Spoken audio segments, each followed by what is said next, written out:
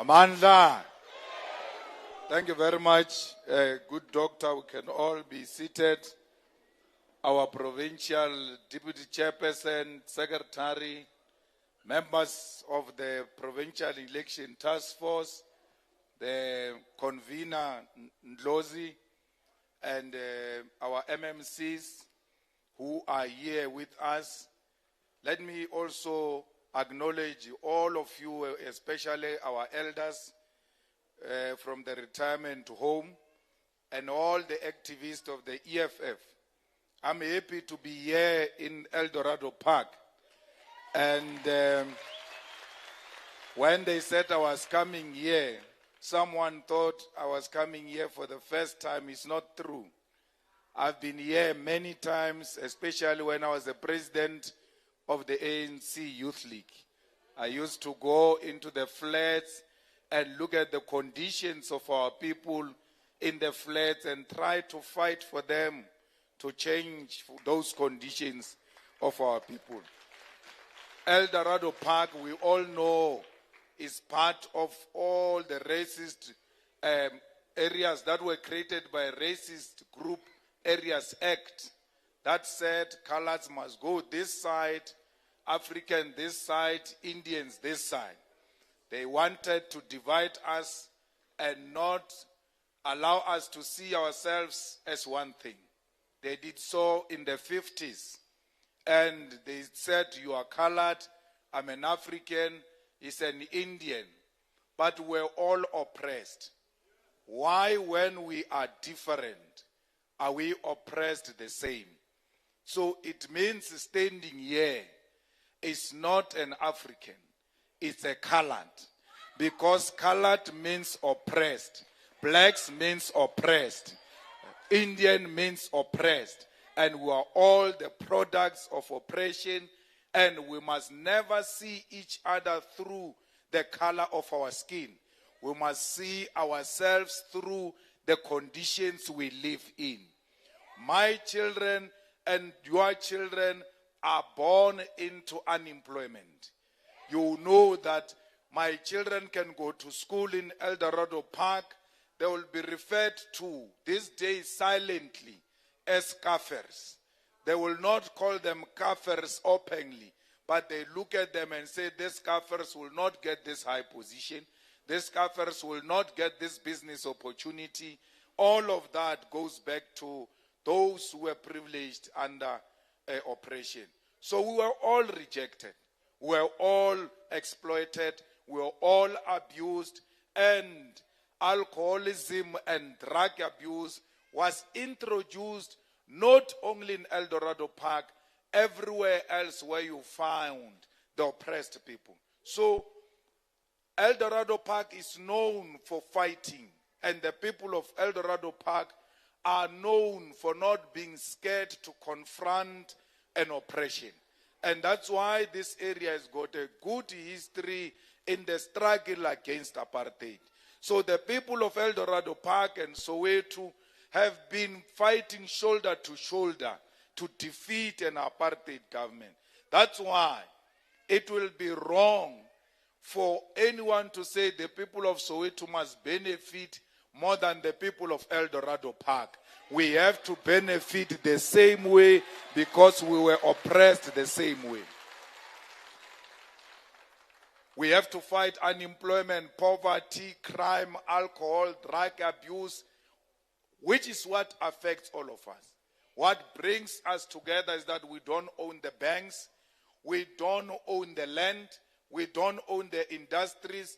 Children pass matric, they don't know where to go. That's why they surrender to alcohol and drugs.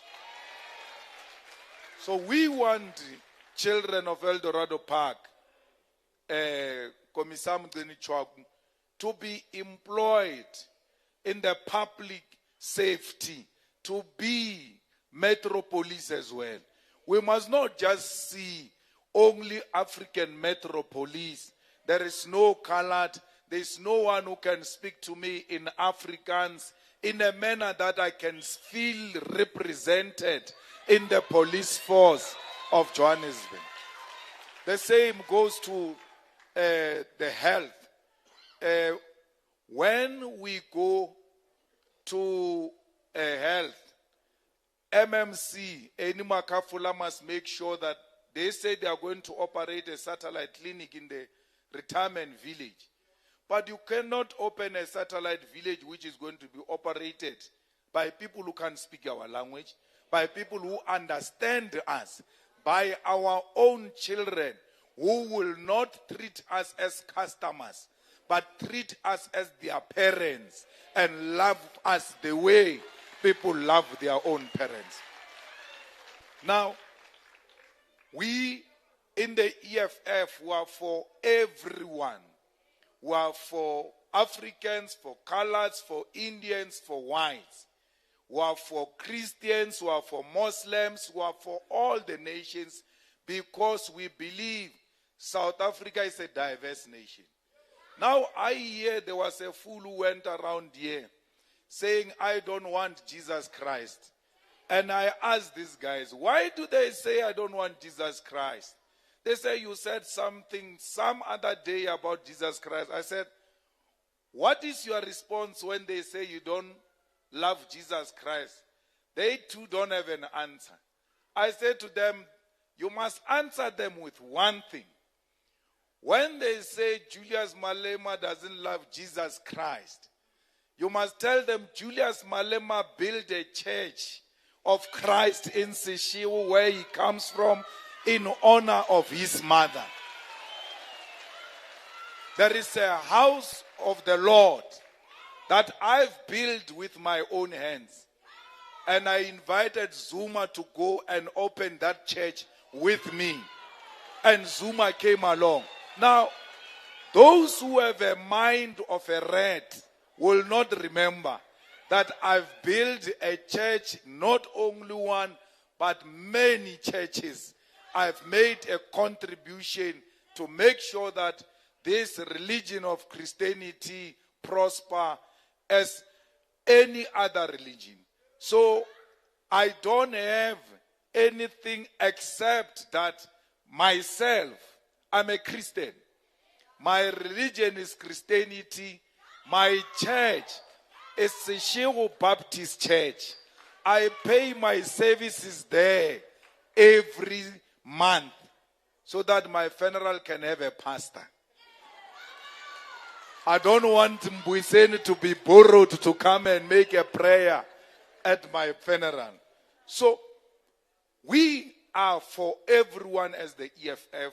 We just don't want racists. We don't like drug lords. The drug lords here in Eldorado Park work with Bheki Cele's police.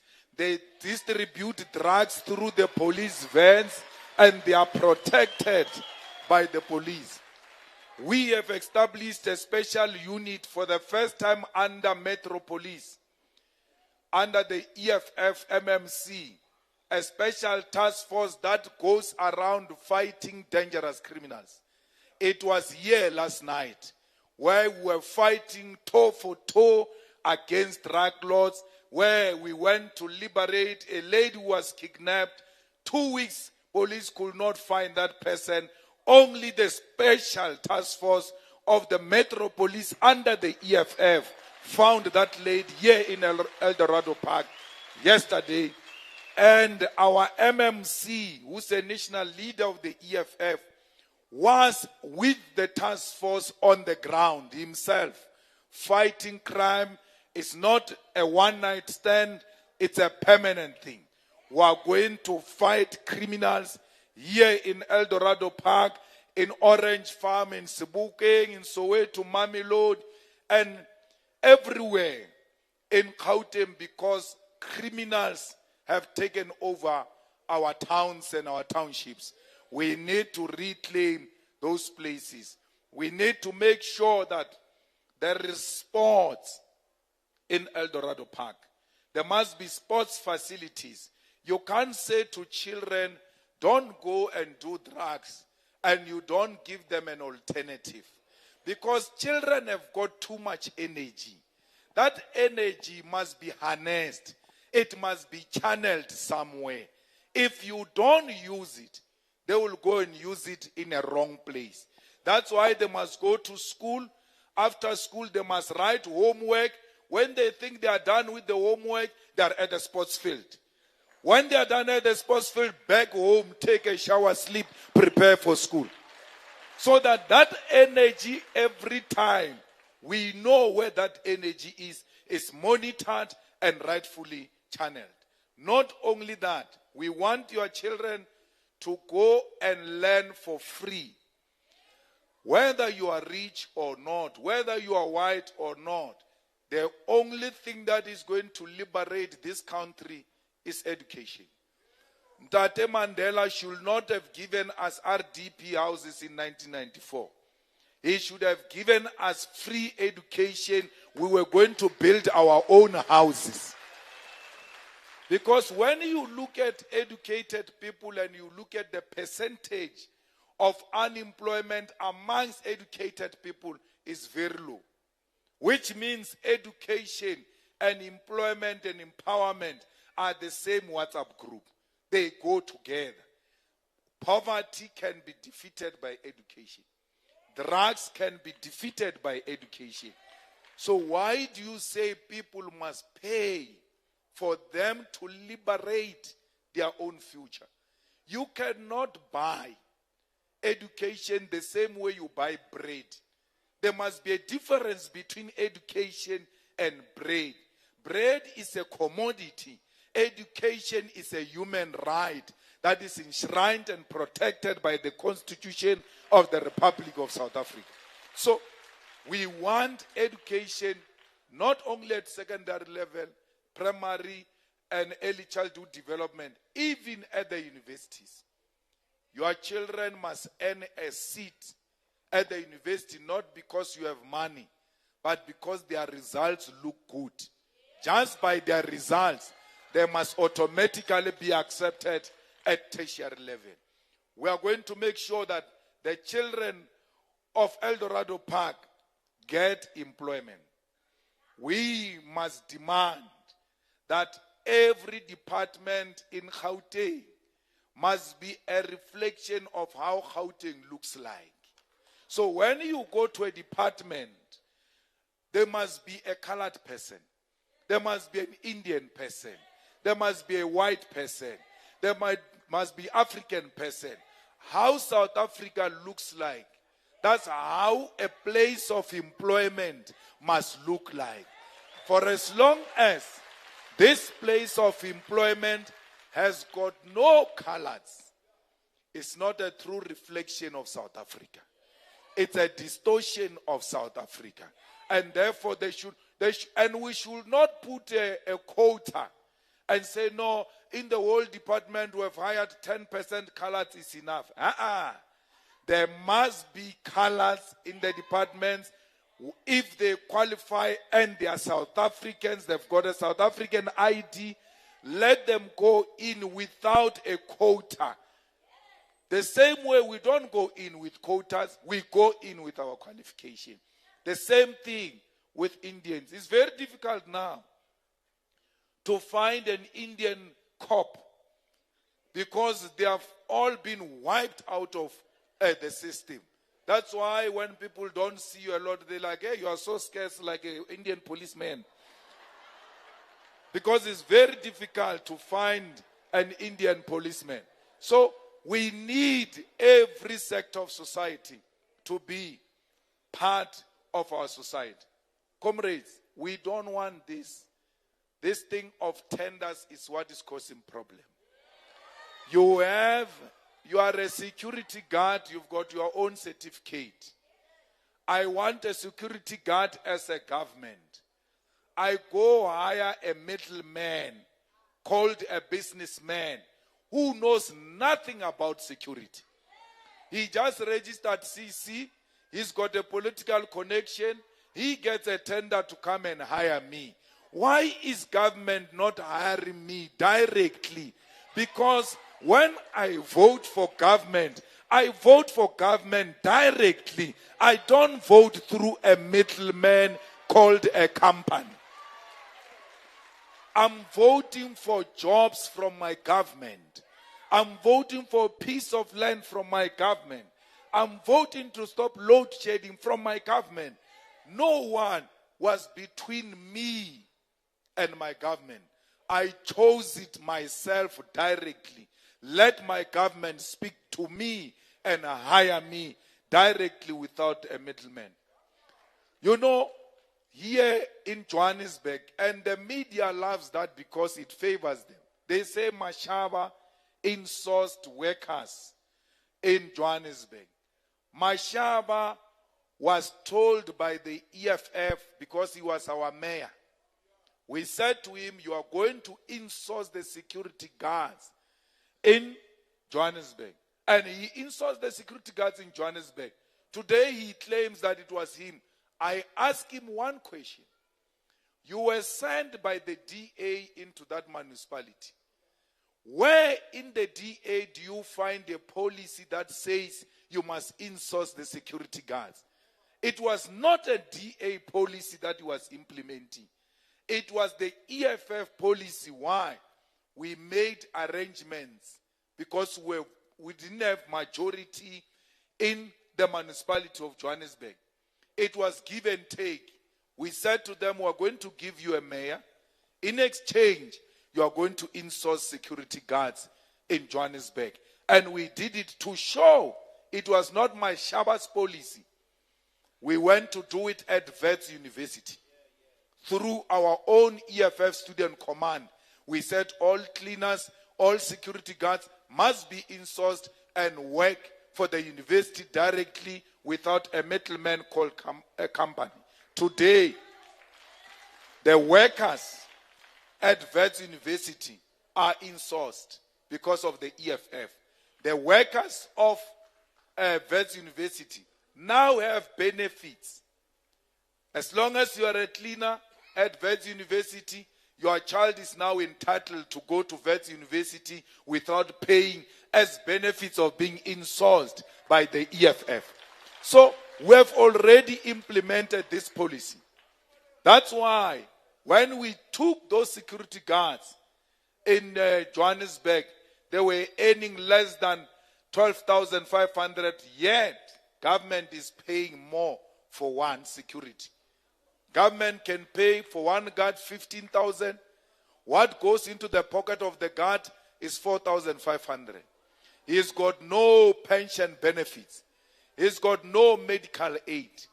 My original home is in Limpopo. I know that because our fathers used to come back empty-handed and sick. And there will be a general accusation that these people were lazy. Women ate their money in Johannesburg, which is not true. They worked at the gate of a municipality for 35 years, but they were exchanged by different companies that were getting tenders from that municipality. Every 5 years, every 3 years, there is a new company. You get transferred to that company, no pension, no benefits, no nothing. You die poor, yet you worked for 35 years. Now, with the EFF policy, they now get benefits. They've got pension, they've got medical aid, they've got leave days. Remember, in those companies of security guards, you don't even have leave days. Because if you go to leave, you are fired. You find a new person on your position. So we want all who work for government to be insourced and cleaners to be insourced, because a cleaner is a worker. The same way a lecturer at Wits is a worker. They are both workers at different levels. They must all get workers' benefits at their different level. And that's what the EFF is fighting for. We want to make sure that all of us have land. We don't want this thing of squatter camps and all of that. We want every piece of land to be formalized. You know, the EFF is the only brave organization. When we find a squatter camp, because our people just build, we reallocate them in the same township and tell them in the same squatter camp, this is going to be a public road. When you give yourselves land, don't stay the way the Boers were making you stay. It's now you who's allocating the land. Why do you occupy the land in a manner that doesn't reflect a human settlement? So we have taken a Department of Human Settlement in Ekurhuleni. You will see in Ekurhuleni, we are going to formalize informal settlement. And formalization of informal settlement does not only mean passing that in the council. It means immediately our MMC must go into the so-called squatter camp and start picking people properly, opening roads, identifying piece of land for place of worship, for shopping complex, for a clinic that will operate 24 hours, for school. We must not be like ANC that goes and find an empty land next to a mountain. No water, no electricity, no nothing. Build RDP houses there and take all of you from your suffering in El Dorado Park, but at least you had some water, some flushing toilet. Take you there and dump you in the bush and say, clap your hands for being turned into baboons by the ANC. Why do you take me? I'm saying to you, we want a house, we want roads, we want it. You take me away from where those things are. And then you go and dump me and say, I'm coming back to give you what? When? I want water now. The day I occupy that house is the day I must drink water. And to show that I'm liberated, that day I must bath nicely in my own house that has got a flushing toilet and a bathroom. It is not a house if it doesn't have a toilet. No shack is built with a toilet. So once you get into it and there is no toilet, you must know it's a glorified shack. It's not a house. What is a house? When we were marching in El Dorado Park and Soweto, we said, we don't want matchbox houses. We want houses. When we said we want houses, we're looking at those houses of poor white people which were built for them by apartheid government. We said we want something like that or even much better than that. We get worse than that and we clap hands. We have been zombified in the name of the struggle. We have been zombified in the name of Nelson Mandela. When you talk, they say, this is ANC of Mandela. Wait.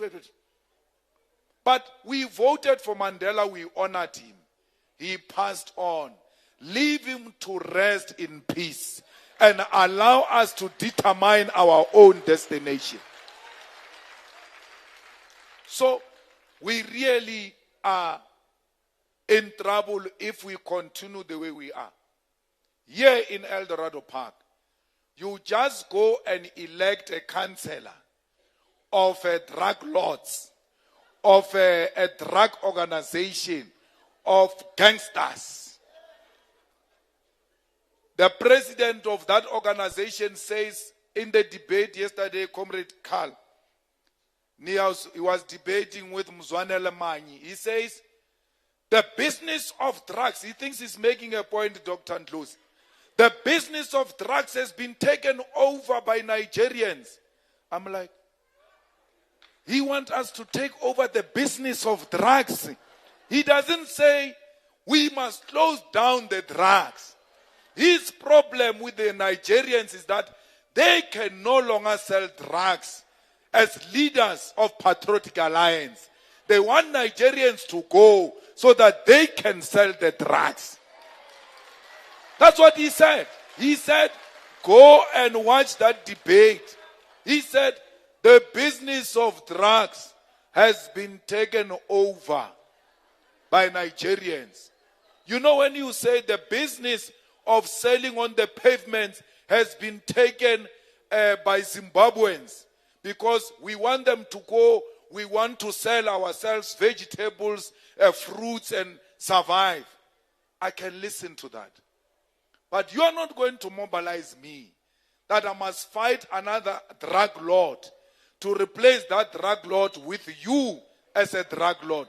We are not fighting the drug lords. We are fighting the drugs. The drugs must get out of South Africa. Once the drugs are out of South Africa, there won't be a drug lord. The problem is the drugs. The problem is crime. It's not who is committing crime. So we must never be mobilized under some wrong sentiments. Hey, these people are taking our jobs. I saw a lady there in the debate saying, these people are taking our jobs. And I told the EFF comrades where they said, get me a number. Because she says they took a job. She must take me to a job which was taken from her. I will put her in that job and remove those people who have taken the job from her. Because I hear this thing that they've taken our jobs. I'm like, which ones? You never worked since you passed matric. Because jobs were given to ANC corrupt people. Whether Zimbabweans are going or not, you will never get in as long as you don't have a political connection. The problem is not Zimbabweans. The problem is corruption of the ANC that gives people jobs on the basis of families and relatives. And above all, I hope children close their ears. They also use sex to give each other jobs in this Johannesburg municipality. It's not Zimbabweans who took a job from you. There are no jobs. Why are there no jobs? The economy is not growing. Because only a growing economy can produce jobs. So the economy is not stagnant because some Zimbabwean is holding a rope for the economy not to grow. The economy is not growing because white people who have money in South Africa are not reinvesting money in the economy. They've got it in liquidity in their banks. So that the day you hold against them, they don't have to carry a building. They just press transfer and then the money goes. That's what makes our economy to be stagnant. Corruption of the ANC. The inability to think of the ANC. Because today, we have minerals. There is what we call chrome. That when processed, it produces steel. There is nothing today you build in South Africa that doesn't want steel. Which means steel is in demand. Why are we not producing steel through beneficiation of chrome in South Africa and create jobs for our own children? Why are we not closing these entrances of the airports and the ports, all of them, where fake goods are brought in? Someone said, no, their fake goods are coming in here. They come from Zimbabwe. I'm like, Zimbabwe? Which good are they producing in Zimbabwe? They are not from Zimbabwe. They are far away from Zimbabwe. We need to close those and create manufacturing industries the way we used to do in the Western Cape, and the colored community was leading that manufacturing sector in the Western Cape. So, all you need is leaders who think, not leaders who look at, what can I steal now? No, we'll steal after 30 years. Now, I don't know what's going to happen tomorrow. Now that we are going to election on the 29th of May, the situation is worse. They are stealing left, right, and center because the results are showing that the ANC is not coming back. The results are showing that the DA is not coming back. The results are showing that gangsters parties are not going to govern this government of Gauteng. So they are stealing everything they can get hold of because they know they are not coming back. Eldorado Park, we are not going to vote for a councillor now. We are going to a provincial election. We are going to a national election. Do not make a mistake you made with a councillor. That mistake is not El Dorado Park mistake alone. This time you make a mistake, you collapse the whole country. You cannot entrust our country in the hands of gangsters, in the hands of the corrupt, in the hands of the racist. You need to entrust this government in the hands that loves black people. Who are the black people? Colored Africans, Indians, who were oppressed. And this is the only organization that represents those people. Today, we are lucky and we are told by television we must celebrate that 22 days we didn't have load shedding. Let's call a party and say there's no load shedding. We are being made to celebrate stupid things. Even on the news, they write it there down. It keeps on passing. 22 days without load shedding. You know why they're saying? They suspended load shedding because of the elections. Because load shedding is man-made. To show that load shedding is man-made, during our Rugby World Cup, we love rugby, there was no load shedding. How can electricity know that there is a Rugby World Cup?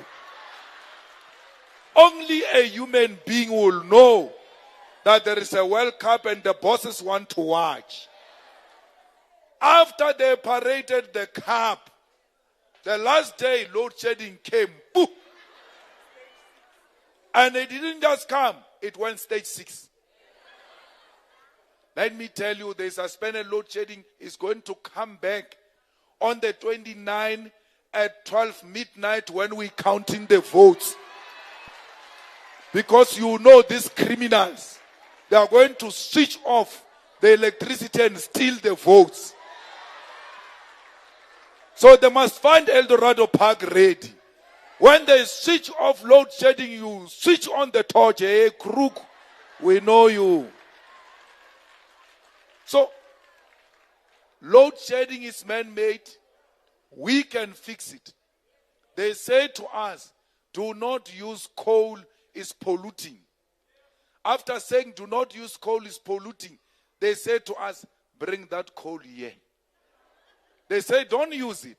But go and look at how many trucks are lining up, going to Richards Bay in KZN, off to Germany, Britain, all of Europe, including China.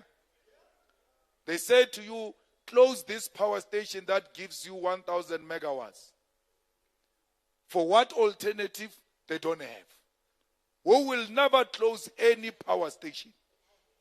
If you want us to close any power station for a green energy, you must say to us, close 1,000 megawatts, shut it down. We are giving you 1,000 megawatts from wind, from gas and all of that. If you don't give us that, we have no reason to close. You must always have a base to build from. So our base in South Africa is coal. We support the mixed energy sources, but we cannot be made to suffer before we realize the resolution. Gradually, we are going to convert into an alternative. We say in the EFF, we believe one of the biggest contributors to, or one of the biggest consumers of electricity is heating. When you have electricity geyser, it's the one that consumes a lot of electricity. They are now solar geysers and gas geysers. As a bargain, why is government not saying in Gauteng, we are going to replace all your geysers. We will give you a gas geyser. You give us the electricity geyser. We go and destroy it. We have relieved the grid from a pressure. The second one is, why do we cook with electricity when there is gas stoves? And we are the ones who approve. We are the ones who approve plans. When I want to build a house here in El Dorado Park, I submit the plans to the municipality. Municipality must say, in these new plans, we want to see gas stove and gas geyser.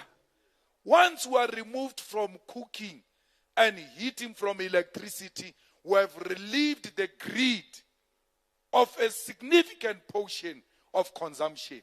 Those are immediate practical things that can be done. And who's going to swap these geysers? It's your children. We employ them.